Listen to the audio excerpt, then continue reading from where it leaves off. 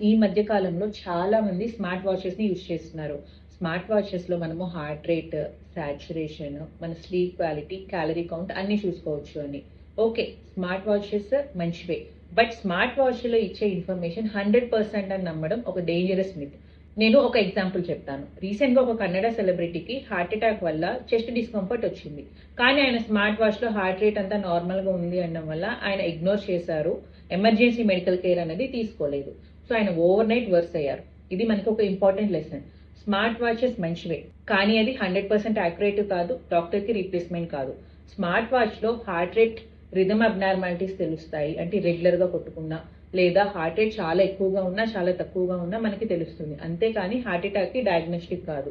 So మీ గనక ఛాతి నొప్పి, ఆయాసం, బాగా స్వెట్టింగ్ రావడం, ఎడమ చేయి నొప్పి అనిపిస్తూ ఉంటే గనక స్మార్ట్ వాచ్ నార్మల్ అనిపించినా సరే కూడా డాక్టర్ని ఖచ్చితంగా కన్సల్ట్ అవ్వండి. ఎందుకు? Symptoms important, smart watch findings కాదు. అండ్ ఇంకొక విషయం, స్మార్ట్ వాచ్ ఉంది కదా అని చెప్పి మనకి హెల్త్ చెకప్స్ అక్కర్లేదా? నో.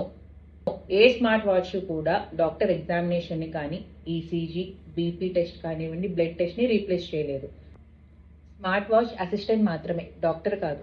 టెక్నాలజీని వాడుకోవాలి, బట్ టెక్నాలజీని స్మార్ట్గా వాడుకోవాలి, కానీ బ్లైండ్గా నమ్మకూడదు. Stay aware and stay healthy. Thank you.